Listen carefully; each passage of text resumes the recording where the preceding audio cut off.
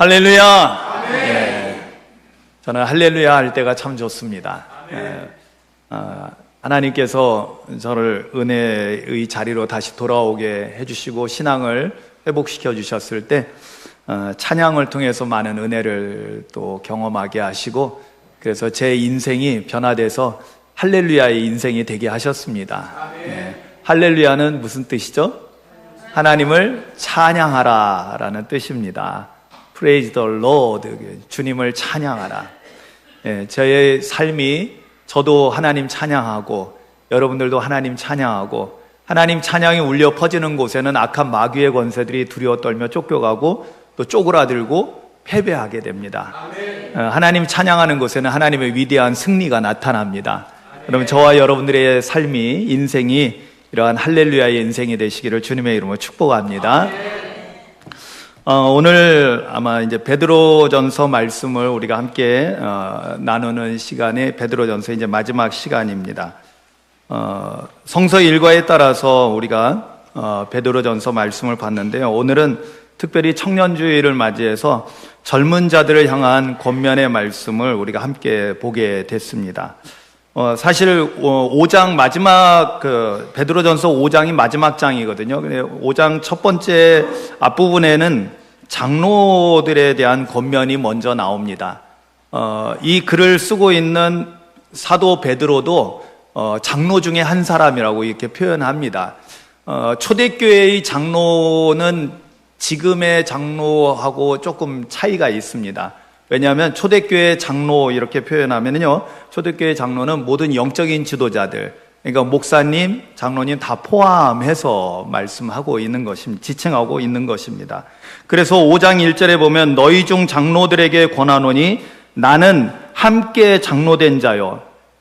이 베드로는 사도잖아요. 초대교회의 사도권은 어마어마한 거예요. 지금의 뭐 감독회장, 뭐 총회장 이런 것과 비교할 수 없을 정도로 엄청난 권위가 있는 분들을 말합니다.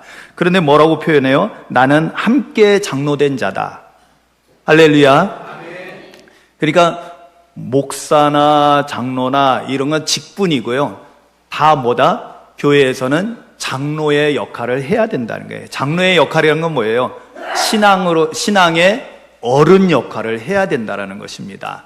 신앙의 어른 역할로 해야 되는데, 이런 분들은 양무리를 치는 거예요. 양들을 먹이고 또 양들을 올바른 대로 이끌어주고 쉴만한 물가로 인도하는 일을 해야 되는데, 그러려고 할 때 억지로 하지 말고 강제로 강압적으로 내가 권위가 있다고 해서 명령 내리고 너 이렇게 안 하면 가만 안 놔둘 거야 뭐 이런 윽박지르는 것이 아니라 하나님의 뜻을 따라서 자원하여, 사실 제가 제일 좋아하는 표현이 이겁니다. 자원하는 거. 제 자신이 어려서부터 이렇게 누가 나한테 강압적으로 하면은 죄송합니다. 이제 천국 가신 어머니한테 되게 죄송한데, 저는 스스로 제가 어려서부터, 그러니까 좀 싸가지가 좀 없었던 것 같아요. 어려서부터 제가 스스로 알아서 한다고 저는 생각을 했어요. 공부하려고 딱 하는데 어머니가 공부해 그러면 하던 거 팽개치고 나갔습니다. 왜냐하면 자존심 상하거든요. 내가 알아서 할 건데 왜 자꾸 하라고 그러지? 하라고 하면 더 안 하려고 했어요. 하지 말라고 하면 내가 알아서 잘 할 거다라고 이렇게 생각을 했었습니다. 그래서 자원하는 것을 굉장히 좋아했어요. 내가 스스로 하는 게 올바른 게 아닌가라는 그런 생각을 했습니다. 근데 보니까 신앙생활에 있어서 우리가 영적인 지도자들은 누가 시켜서 하면은 내가 목사기 때문에, 내가 장로기 때문에, 이런 직함이 주는 그런 무게감 때문에 어쩔 수 없이 하는 것이 아니라 기쁜 마음으로 하나님 사랑하고 하나님의 은혜 가운데 살기 때문에 자원해서 이 일을 해야 된다는 것입니다. 아멘이죠. 그리고 그 다음에 뭐예요? 더러운 이득을 위하여 하지 말고, 아멘이죠. 우리가 신앙생활하면서 영적인 지도자로서의 삶을 살아갈 때요, 여러분, 나의 사적인 이익을 위해서 일하지 말라는 것입니다.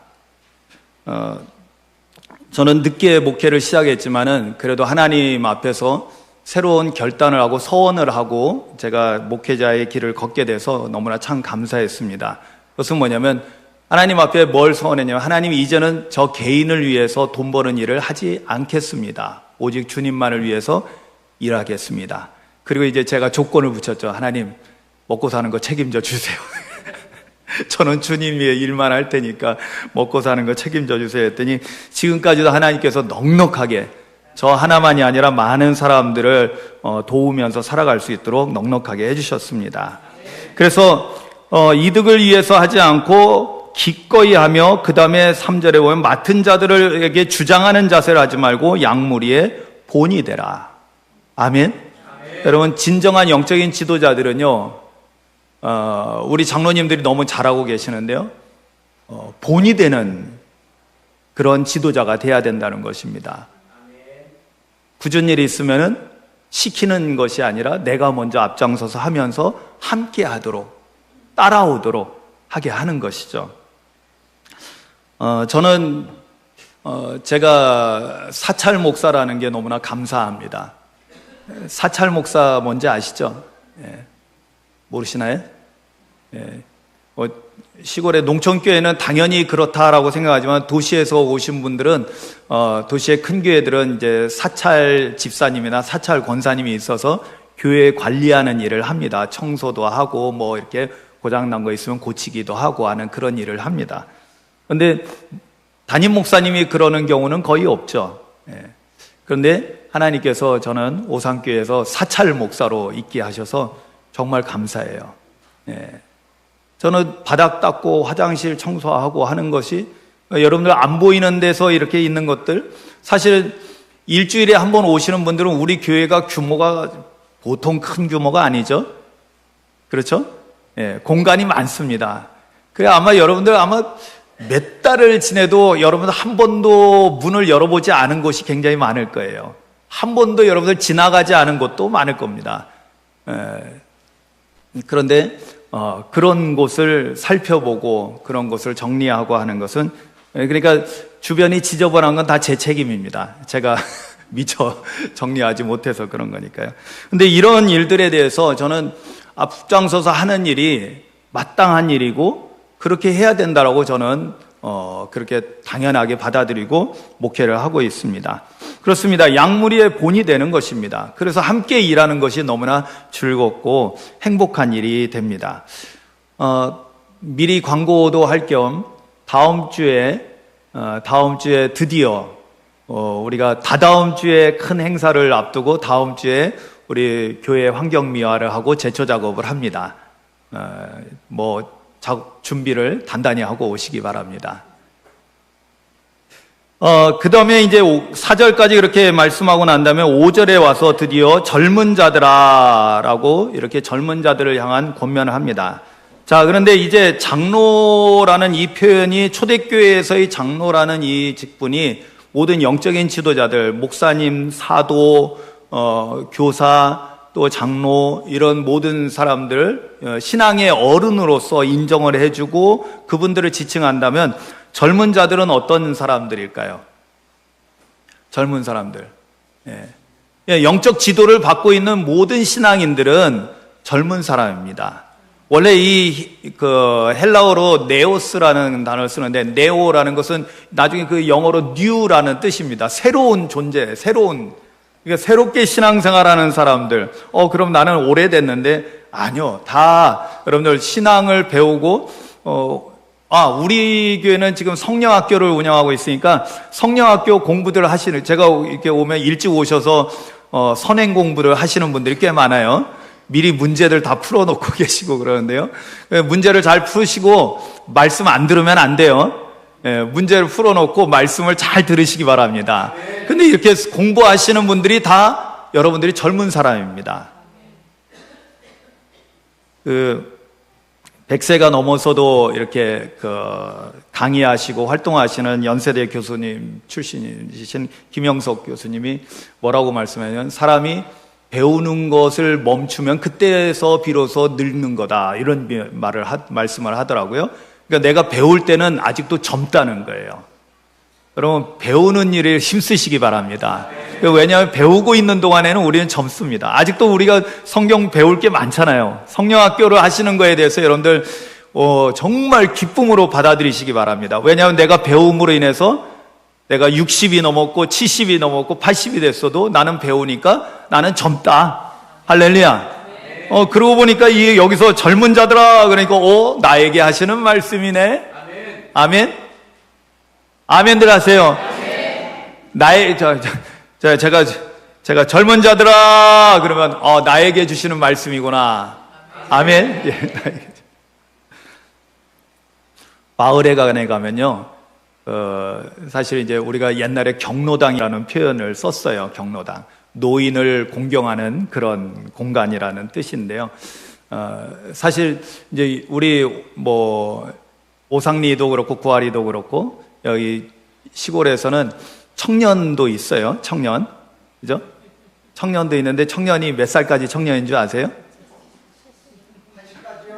80까지요. 9212는 바꿨어요. 80까지요. 예, 80까지는 청년이래요. 그리고 70대는 다 청년이네요. 그죠? 예, 이제 법적으로는 현재 이제 65세까지가 청년으로 돼 있고요. 65세부터는 이제 경로 우대를 받잖아요. 그래서 노인으로서 경로 우대를 받게 되는데요. 사실 이것도 지금 계속 이야기하고 있어요. 70세로 옮겨야 된다. 왜냐하면 옛날하고 나이가 연령층이 달라지니까. 세상도 그럴지언정 교회는 어때요? 우리 최 장로님 말씀하신 대로 은빛반 이하로는 전부 다 젊은 자입니다. 예, 이제 은빛반 정도 되셔야지 좀 어르신이구나라고 우대를 좀 받으셔야 돼요. 자, 그런데 오늘 젊은 자들에게 주는 그 권면이 오늘 5가지가 나오는데요. 사실 3가지면 좋을 텐데 지난주도 5가지에서 너무나 죄송했는데 그래도 어쩔 수 없어요. 여기 성경에 5가지로 나오니까 5가지 권면을 우리가 잘 듣고 특히 나에게 주시는 권면이 어떤 거다라는 것을 여러분들 잘 깨닫기를 바랍니다. 여러분 오늘 5절 상반절을 보겠습니다. 젊은 자들아 이와 같이 장로들에게 순종하고, 여기까지요. 자, 한번 따라서 하시겠습니다. 장로들에게 순종하고. 아멘. 첫 번째, 젊은 자들에게 뭘 권면하냐면요, 장로들에게 순종할 것을 권면하고 있습니다. 장로들은 누구라고 했어요? 영적인 지도자들을 말한다고 그랬죠. 우리의 신앙의 선배들을 말합니다. 나에게 하나님의 말씀을 가르쳐주고 신앙생활의 본이 되는 그런 분들을 말합니다. 그런데 그분들이 영적인 지도자이기 때문에 하나님께 순종하듯이 그분들께 순종하라는 것입니다. 아멘. 여러분 정말로 하나님 말씀에 순종하는 삶을 사는 사람은 영적인 지도자에게도 순종해야 된다는 것을 여러분들 꼭 기억하시기를 주님의 이름으로 축원합니다. 그리고 두 번째로는 이어서 장로들에게 순종하고 그 다음에 뭐라고 나와 있어요? 다 서로 겸손으로 허리를 동이라. 아멘. 지난주에도 나왔어요. 지난주에도 우리가 복을 이어받는 사람이 되기 위해서 마땅히 해야 될 일이 뭐예요? 그 중에 하나가, 5가지 중에 하나가 겸손해야 된다라는 말씀이었어요. 겸손은 늘 따라다니는 것 같아요. 그만큼 신앙생활에 있어서 겸손한 것은 하나님 앞에서 절대적인 조건입니다. 여러분, 그런데 그 다음에 나오는 표현에 보니까요, 재밌는 표현이 나와요. 하나님은 교만한 자를 대적하시되 겸손한 자들에게는 은혜를 주시느니라. 그러므로 하나님의 능하신 손 아래에서 겸손하라. 때가 되면 너희를 높이시리라. 아멘. 자, 6절에서 어디서 겸손하라고요? 첫 번째, 하나님의 능하신 손 아래에서 겸손하라는 것입니다. 여러분, 이 말씀에는 중요한 의미가 담겨 있어요. 그건 뭐냐면 우리는 어떤 삶을 살아가는 거예요? 믿음으로 사는 사람들은요, 하나님의 능력을 가지고 살게 됩니다. 그래서 하나님께서 행하시는 놀라운 일들을 우리가 경험하게 돼요. 근데 여기서 우리가 착각하면 안 돼요. 내가 한 줄로 알아. 그죠? 내가 한 줄로 아는 순간에 우리는 교만해지는 것입니다. 하나님의 능하신 손 아래에서 우리가 행하는 것은 내가 한 것이 아니라 누가 하신 거예요? 전능하신 하나님의 손길이 행하신 거지 내가 한 거는 전혀 없다라는 것입니다. 우리가 마지막 주일에 우리 두 분 장로님 이제 봉헌 성전 리모델링 한 거 봉헌도 하면서 두 분 장로님 은퇴 감사 예배를 드리려고 합니다. 저는 우리 쓰고 있는 언어 표현 중에 잘못된 표현들을 빨리 좀 바꿨으면 하는 그런 것들이 많이 있는데요. 그 가운데 하나가 은퇴 차나라는 표현입니다. 이거 굉장히 비성경적입니다. 은퇴를 차나한다. 이건 굉장히 세상적으로는 참 열심히 하셨고 수고하셨으니까 우리가 차나를 드리는 거 좋습니다. 그런데 신앙적으로 보면 안 맞습니다. 왜? 자칫 잘못하면 이건 내가 잘한 것이 되거든요. 아주 미묘한 차이. 우리 한국말 뭐라고 그래요? 다르고 다른 거예요. 왜 우리가 주님을 위해서 죽도록 충성하고 나서 마지막에 가서 뒤집어 버립니까? 말 한마디가 우리를 이상하게 만들어 버리는 거예요. 우리는 내가 이렇게 직분을 잘 감당해서 잘 은퇴할 수 있게 된 거에 대해서 뭐 해야 돼요? 하나님께 감사를 드려야 돼요. 왜냐하면 그 뒤에 뭐가 붙어요? 예배. 그죠? 은퇴 차나 예배가 맞는 거예요? 은퇴 감사 예배가 맞는 거예요? 감사하는 거죠. 아니 찬하하면서 예배하는 거, 하나님을 찬하해야죠. 찬하하면 은퇴를 찬하하는 게 아니라. 아주 이거 빨리 고쳐야 되는 거예요. 그리고 하나님이 축복하십니다 이 표현도요, 여러분 가능하다면 좀 바꿨으면 좋겠어요. 하나님이 축복하시는 분 아니에요. 축복은 뭐예요? 지난 주일날 우리가 들은 말씀, 복을 빌어주는 것이 축복이거든요. 하나님이 누구한테 복을 빌어야 돼요? 하나님은 복을 주시는 분입니다. 아멘. 그래서 제가 옛날에 강화 와서 얼마 안 돼가지고 이 성공회 사제분들하고 같이, 우리가 같은 개신교니까요, 같이 모여서 세미나를 한 적이 있어요. 그분들은 표현을 늘 하나님 강복해 주세요. 그래, 강복.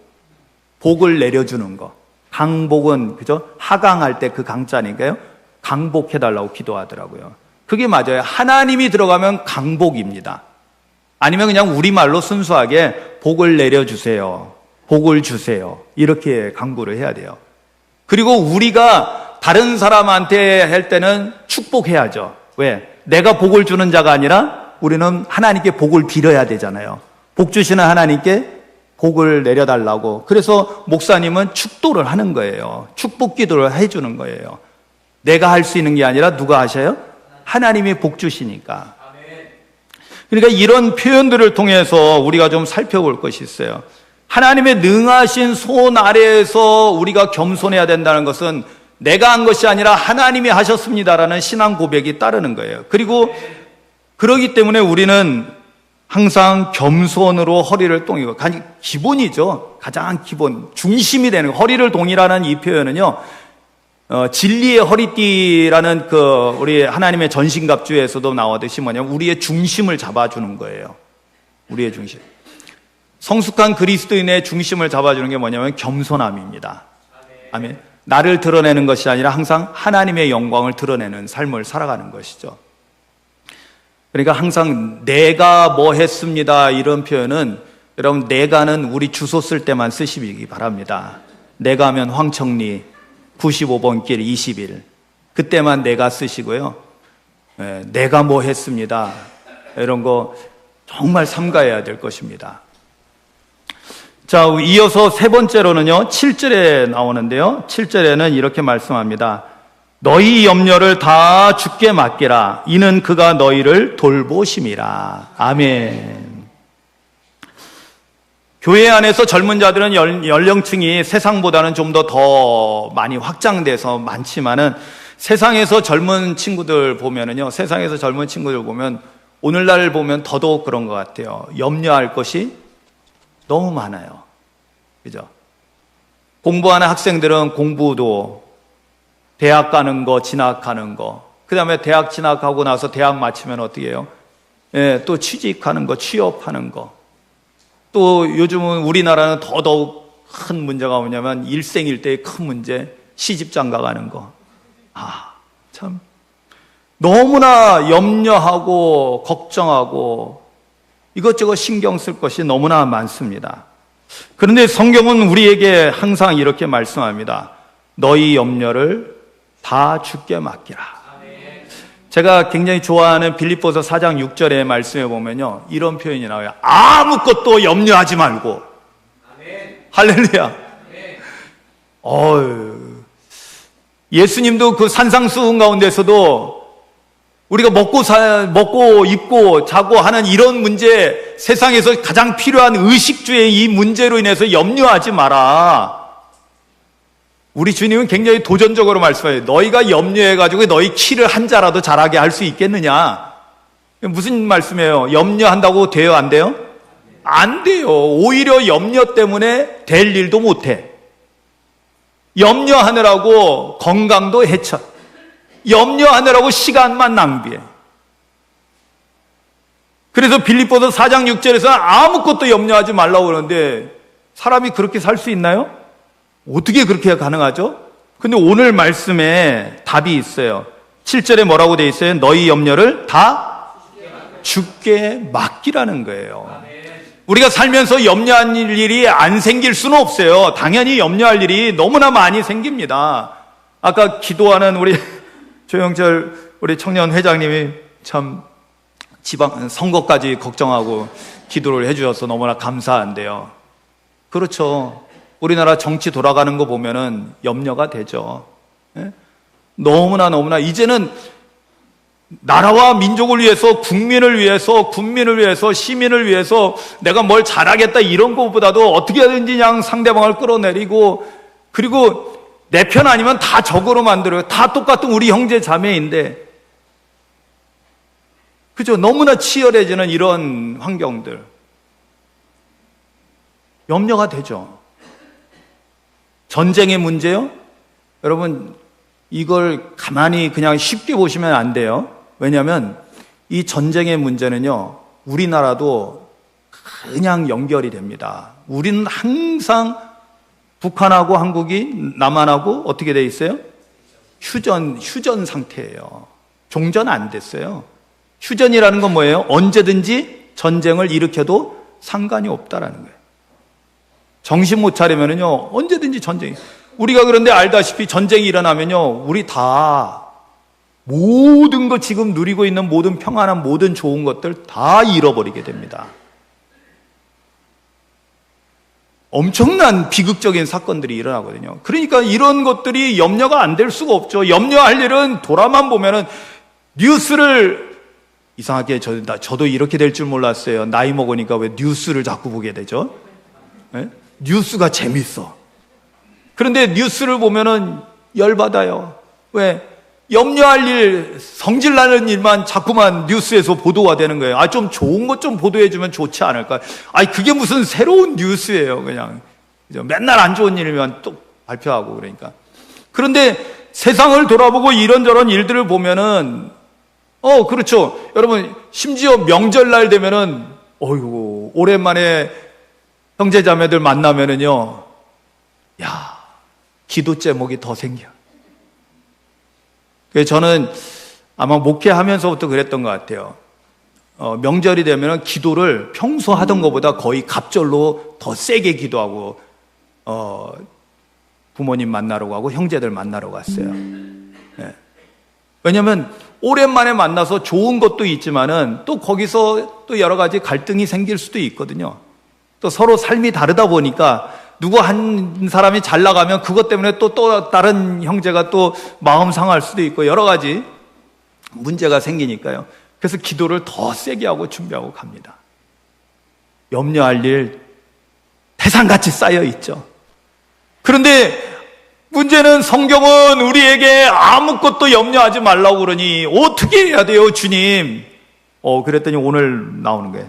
염려할 거 당연히 있겠지. 그러나 그 염려 네가 하지 말고 다 일부가 아니에요. 한 10분의 1만 띄어서, 한 절반만 띄어서 그것이 아니라 다 주님께 맡겨라. 아멘. 자, 따라 하시겠습니다.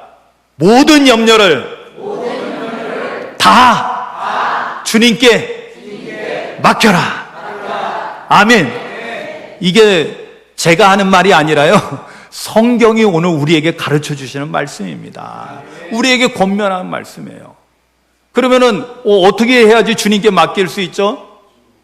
그렇죠. 그 빌립보서 4장 6절이 그래서 좋은 거예요. 아무것도 염려하지 말고 다만 우리가 해야 될 일은 주님께 맡기는 건데요. 어떻게 하라고요? 다만 모든 일에 모든 염려거리에 대해서 뭐 하라는 거예요? 기도와 간구로 너희 구할 것을 감사함으로 하나님께 아뢰라. 표현은 여러 가지 나오지만은 한 단어로 얘기하면요, 기도하라는 것입니다. 염려할 문제거리가 있는데도 기도 안 하는 사람은 신앙이 없는 거예요. 염려할 문제가 있으면은 내 건강에, 내 자녀에게, 내 사업에, 사람과의 관계에서 문제가 생기면은 뭘 해야 된다? 다 주님께 갖고 나가서 하나님 앞에 아뢰면서 기도하라는 거예요. 이게 맡겨드리는 거예요. 그리고 내가 어떻게 하려고 하는 것이 아니라 주님 뜻에 맡겨드리는 거예요. 주님 뜻대로 하옵소서. 여러분, 내 뜻대로 하면은요, 세상 진짜 큰일 납니다. 며칠 전에 그냥 우연히 지나가다가 TV에서 영화를 하는 거를 봤어요. 옛날 영화예요. 브루스 올마이티라는 영화예요. 보신 분들 기억나실 거예요. 짐 캐리라는 그 유명한 코미디 배우가 나오는 영화인데요. 그가 세상 일이 잘 안 되니까 하나님 앞에 막 원망했어요. 그랬더니 하나님께서 이제 영화니까요. 하나님께서 나타나셔서 그럼 네가 한번 해봐라 하고 브루스 올마이티 전능자가 된 거예요. 그러니까 올마이티가 하나님이 아니라 브루스라는 그 사람 등장인물이 하나님처럼 돼서 그 지역을 다. 근데 이제 여러 가지 뭐 권능을 갖게 되니까 차가 딱 막히면 손가락으로 쫙쫙 하면 차가 쫙 양쪽으로 갈라져요. 홍해가 갈라지듯이. 그럼 쫙 나가게 되고. 달도 사랑하는 사람에게 달을 좋아하니까 달을 땡겨가지고 좀 가까이 이렇게 해가지고 크게 나오게. 그랬더니 그 다음 뉴스에 뭐가 나온 줄 아세요? 세상이 난리가 난 거야. 뭐 해일이 일어나고 쓰나미가 몰려오고. 왜? 달 때문에. 그리고 나중에는 보니까요, 뭐 자꾸 무슨 소리가 들려서 이거 뭐 어떻게 하나 그랬더니만 기도 소리인 거예요. 기도 소리. 그래서 이제 막 이걸 어떻게 하나 그러다가 컴퓨터로 처리하고 막 그러다가 나중에 이걸 갖다가요, 한 번에 처리하자 해서 모든 거 예스로 해버린 거야. 모든 기도. 그랬더니요, 그 다음날 갔더니 세상이 다 난리가 난 거예요. 그러니까 모든 사람의 기도가 예스로 돼가지고 다 그렇게 이 기도가 응답되니까 세상이 좋아지는 게 아니라 세상이 완전히 혼란스러워진 거예요. 주식이 막 폭락하고 막 로또 복권도 당첨됐는데요, 다 소용없어졌어요. 그냥 몇천 원짜리가 된 거예요. 그런 식으로 엉망진창이 된 거예요. 여러분, 우리가 생각하고 내 뜻대로, 내 계획대로 되는 것이 좋을 것 같지만, 그러나 내 뜻대로가 아니라 제일 중요한 핵심은 뭐예요? 주님 뜻대로, 하나님 뜻대로 되는 것입니다. 여러분, 맡겨드린다는 것은 책임자가 내가 아니라 하나님이 책임져 주실 거라는 거잖아요. 그러니까 하나님 뜻대로 돼야 되는 거예요. 그래서 염려를 다 주께 맡기라는 이 표현 속에는 하나님의 뜻에 순종하는 우리의 태도가 함께 반영이 되어 있다는 것입니다. 자, 그 다음에 8절을 보니까요, 근신하라, 깨어라, 너희 대적마귀가 우는 사자같이 두루다니며 삼킬 자를 찾나니 라고 했어요. 자, 네 번째로 우리에게 권면하는, 젊은 자들에게 권면하는 것은 뭐예요? 근신하고 깨어있으라고 권면합니다. 근신하고 깨어있으라. 여러분, 이때 깨어있으라는 것은 뭐예요? 잠자지 말고 24시간 잠도 안 자고 그럴 수는 없잖아요, 인간이. 그러면 이 깨어있으면 뭐예요? 영적으로 깨어있는 상태. 영적으로 깨어있는 상태. 그런데 영적으로 깨어있는 상태는요, 사실은 앞에서 말씀한 거랑 같은 일맥상통하는데, 모든 염려를 다 주님께 맡기기 위해서는 어떻게 해야 된다고 했어요? 기도해야 된다고 했잖아요. 그런데 그 다음에 근신하고 깨어있으라는 이 권면대로 하려면 어떻게 해야 되냐면요, 우리 유명한 데살로니가전서 5장 16절 17절 항상 기뻐하라. 그 다음에 17절에 쉬지 말고 기도하라. 아멘. 그렇습니다. 여러분, 영적으로 우리가 깨어있는 상태가 되려면요, 쉬지 않고 기도하는 상태여야 된다는 거예요. 근데 사실은 우리가 이게 인간의 힘으로 어렵잖아요. 그죠? 어떻게 쉬지 않고 기도할 수 있어요? 근데 초대교회 그리고 지금 정교회 지금도 아토스산이라는 그리스에 있는 유명한 그 섬 지역이 있어요. 근데 그 지역에 있는 수도원에서는 지금도 그걸 실천하려고 해요. 쉬지 말고 기도하라는 주님 명령대로, 성경의 명령대로 하려고. 그래서 그들이 실천하는 것이 예수 기도라는 게 있어요. 이분들은 그냥 예수 기도를 늘 해요. 우리 배웠죠. 주 예수 그리스도 하나님의 아들이시여 이 죄인을 불쌍히 여기소서. 그러다가 누가 생각나면 주 예수 그리스도 하나님의 아들이시여 누구누구를 아무개를 불쌍히 여겨주세요 하고 중보도 하고요. 계속 이걸 반복하다 보니까 뭐예요? 잠자면서도 하는 거예요. 잠꼬대도 그걸로 하는 거예요. 꿈속에서도. 그러니까 우리가 잠잘 때는 내 힘으로 어떻게 뭘 할 수 있는 상황이 아닌데도 불구하고 내 영은 계속 깨어서 기도하고 있는 상태로 만들어버려요. 그게 영적으로 깨어있는 상태가 돼요. 근데 이런 상태가 되려면요, 누구의 도움을 받아야 될까요? 성령 하나님의 도우심을 받아야만 합니다. 내 힘으로 안 돼요. 영적으로 늘 깨어있기 위해서는 성령 충만해야 되고, 그래서 우리가 성령 충만한 가운데 기도할 때 우리는 항상 영적으로 깨어있는 상태에 있을 수 있다는 것입니다. 여러분, 영적으로 깨어 기도하는, 그래서 쉬지 않고 기도하는 저와 여러분들 되시기를 주님의 이름으로 축복합니다. 그리고 마지막 5번째 권면의 말씀은요, 7절 8절에 나옵니다. 그런즉 너희는 너희는 믿음을 굳건하게 하여 그를 대적하라. 이는 세상에 있는 너희 형제들도 동일한 고난을 당하는 줄을 알미라. 여기 그를 대적하라고 그랬는데요, 여기 그는 누굴까요? 그는, 제가 야고보서 4장 7절 8절을 먼저 읽어드렸는데, 야고보서 4장 7절 8절에 비슷한 말씀이 나와요. 그런즉 너희는 하나님께 복종할지어다 마귀를 대적하라. 그리하면 너희를 피하리라. 하나님을 가까이 하라. 그리하면 너희를 가까이 하시리라. 할렐루야. 여기서 그를 대적하라 했을 때 믿음을 굳건하게 해서 그를 대적하는 것은 바로 그 앞에 나왔던, 여러분 우리가 8절에 보면 하반절에 너희 대적 마귀가 우는 사자같이 두루다니며 삼킬 자를 찾는다 그랬어요. 그래서 영적으로 깨어 있어야 된다고 그랬잖아요. 그러면 우리가 대적해야 될 대상은 누구냐? 바로 우는 사자와 같이 삼킬 자를 찾고 있는 마귀를 말하는 거예요. 악한 마귀들. 이 마귀들에 대해서 대적하라는 것입니다. 그런데 마귀를 대적하기 위해서 어떻게 하실래요? 여기 보니까 제가 야고보서 4장 7절 8절 말씀을 읽어드렸잖아요. 그런즉 너희는 하나님께 복종할지어다 마귀를 대적하라. 그리하면 너희를 피하리라 그랬어요. 이 문맥을 잘 읽어보세요. 뭘 해야 돼요? 먼저 뭐 해야 돼요? 마귀를 대적하기 위해서 우리가 먼저 해야 될 것이 있어요. 뭐 해야 돼요? 하나님께 복종하는 것. 즉 하나님 말씀을 붙잡고 말씀대로 삶을 살아내는 것, 말씀에 순종하는 삶을 살아가는 것. 이 말씀이, 여러분 에베소서 6장에 보면은 하나님의 전신갑주에 대해서 나오는데 마귀를 무찌르는 공격하는 것이 있어요. 하나이면서 두 개예요. 그게 뭐죠?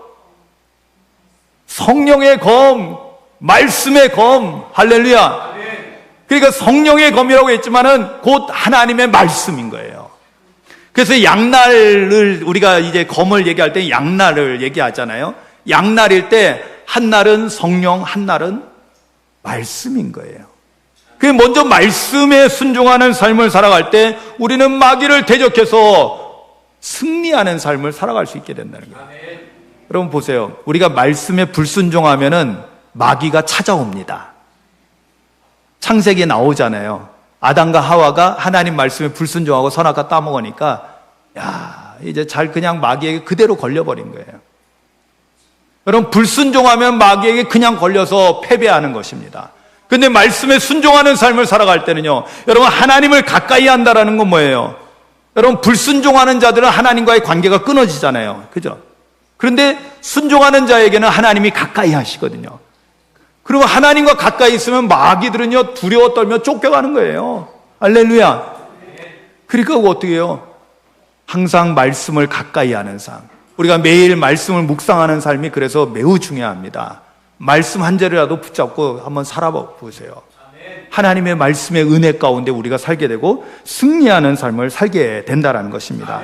자, 그러면 주님은 이렇게 권면의 말씀을 잘 듣고 이 5가지를 행하는 자들에게 어떻게 하신다라고 약속의 말씀을 주시냐면요, 10절에 이렇게 말씀합니다. 모든 은혜의 하나님 곧 그리스도 안에서 너희를 부르사 자기의 영원한 영광에 들어가게 하신 이가, 여기 다 하나님을 말하는 거예요. 하나님을 표현하는 거예요. 하나님이 잠깐 고난을 당한 너희를 친히 첫 번째 온전하게 하시며, 두 번째 굳건하게 하시며, 세 번째 강하게 하신다라고 말씀합니다.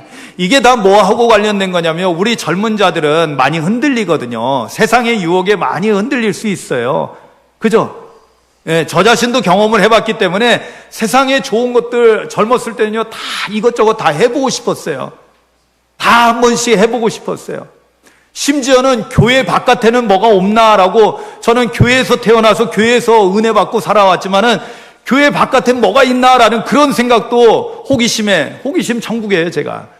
그래서 세상에 나아가서 세상에서 마음껏 한번 즐겨봤죠. 물론 결론은 다시 하나님께서 인도하셔서 교회로 돌아오게 되고 목회자가 됐지만은 사실은요, 젊었을 때는 흔들립니다. 아까 겸손한 것도요, 여러분 젊은 자들은요, 겸손이 그렇게 어렵더라고요. 왜냐하면 나이 먹으면은 이제 조금 힘도 약해지고 그러니까 겸손해질 수밖에 없더라고요. 물론 그 반대인 경우도 많아요. 웬 고집만 많아가지고 그냥 그런 사람들도 있지만은, 그러나 정상적인 사람은, 올바른 사람은요, 나이 먹으면 겸손해지게 돼 있어요. 근데 젊었을 때는요, 시간이 내 편인 거예요. 시간이 많으니까요, 여유를 부려요. 그리고 시간 없는 어른들을 우습게 봅니다. 여러분 조심하셔요. 요즘 시대는 더 할 거예요, 아마. 잘 보세요. 제가 좀 죄송한 표현인데 좀 안타까운 일이에요. 왜냐하면 그 젊은 목사님이 이제 오랫동안 개척해서 교회를 크게 부흥했던 그 교회 후임 목사님으로 갔어요. 그런데 담임 목사님 은퇴를 하셨는데도 담임 목사님 실을 안 내놓고 새로 담임 목사로 된 젊은 목사님은 저기 앞에 사무실 같은 데서 그냥 목양실로 있더라고요. 그래서 왜 그런가 했더니 목사님이 아직 방을 안 빼셔가지고, 그래서 몇 년 됐냐, 4년 됐대요. 그 다음에 갔더니 5년째도 그대로 계셔. 마지막 6년째 가니까 방을 빼셨는데, 빼셔서 어디로 갔냐면 그 위에 옥상에 더 큰 방을 만들어가지고 그리로 옮겨오시고 담임 목사님실을 조금 리모델링해서, 그런데 조그만해요. 해줬어요. 제가 죄송한 표현이지만 이렇게 얘기했어요. 목사님에게. 목사님, 하나님의 창조 섭리 가운데 시간이 목사님 편입니다. 시간이 지나면은 다 해결될 거니까 그동안 원로 목사님 잘 대접하셔요. 왜냐하면 그분이 개척해서 키운 그런 성장시킨 교회니까 그분의 활동이 엄청난 거예요. 심지어는 은퇴하셨는데도 신방을 담임 목사님보다 더 많이 다니신대. 그래서 제가 목사님 정말 고마운 일이네요. 왜냐하면 목사님 할 일을 원로 목사님이 다 해주시니 얼마나 목사님 편하십니까? 그러면서 한 게 제가 뭐냐면, 시간이 목사님 편이다. 여러분 그렇죠. 젊었을 때는요, 시간에 여유가 있어요. 근데 나이를 먹어가면서 점점 우리가 깨달아지는 게 뭐예요? 시간이 없어지네. 또 왜 이렇게 시간은 또 빨리빨리 가지? 그죠? 눈만 감았다 일어나면 그냥 한 달, 두 달 쑥 가더니 벌써 5월도 그냥 쑥 지나가는 거예요. 그런데 여러분, 하나님께서요, 젊은 자들에게 뭘 해주신다고 그러냐면, 우리가 그 젊은 자들에게 주신 권면의 말씀을 따라서 지켜 행하면은 하나님이 친히 직접 우리를 다루시는데 온전하게 하신다는 건 뭐냐면요, 온전한 믿음의 사람이 되게 하신다는 거예요. 아멘. 흔들리지 않고 여기 끼우 저기 끼우 이러고 왔다 갔다 하는 자가 아니라 중심이 딱 잡혀 있는, 그래서 굳건한 믿음을 갖게 하시고, 강한 어떠한 원수의 무리들이 나에게 몰려와도 대적이 진을 칠지라도 능히 담대하게 이길 수 있는 강력한 믿음을 갖게 하신다라는 것입니다. 할렐루야. 그리고 거기서 더 나가서 뭐라고 돼 있어요? 마지막에 터를 견고하게 하시려. 이 터는 뭐예요? 교회를 말하는 것입니다. 우리가 섬기는 교회. 여러분, 젊은 사람들이 올바른 온전한 믿음으로, 굳건한 믿음으로, 강건한 믿음으로 잘 서게 되면은 뭐가 든든해질까요? 교회가, 주님의 몸인 교회가 든든하게 세워지는 것입니다. 여러분, 저와 여러분들이 섬기고 있는 우리 오상교회가 이런 교회가 되기를 소원합니다. 그러기 위해서는 오늘 우리에게 주시는 이 권면의 말씀을 잘 지켜 행할 수 있기를 원합니다. 첫째 뭐 하라고요? 장로들에게, 즉 영적 지도자들에게 순종하라는 것입니다. 둘째 뭐 하라고요? 서로 겸손하라고 명령하십니다. 셋째 뭐 하라고요? 염려를 다 주께 맡기라는 것입니다. 넷째 뭐 하라고요? 근신하고 깨어 있으라고 권면합니다. 다섯 번째 뭐예요? 마귀를 대적하라는 거예요. 굳건한 믿음으로 마귀를 대적하라. 여러분, 이 권면의 말씀을 잘 지켜 행해서 교회를 든든히 세우고 하나님 앞에서 온전한 믿음의 사람으로 서기를 주님의 이름으로 축복합니다. 이 시간 나같이 말씀을 생각하며 조용히 침묵 가운데 기도합니다. 젊은 자들에게 주신 5가지 권면을 묵상합니다. 첫째, 교회의 영적 지도자들에게 순종하라. 둘째, 서로 겸손하라. 셋째, 너희 염려를 다 주께 맡기라. 넷째, 근신하고 깨어 있으라. 다섯째, 믿음을 굳건하게 하여 마귀를 대적하라. 하나님, 이 청년주일에 오늘 교회의 젊은 자들에게 주시는 권면의 말씀을 듣게 하시니 감사를 드립니다. 아멘.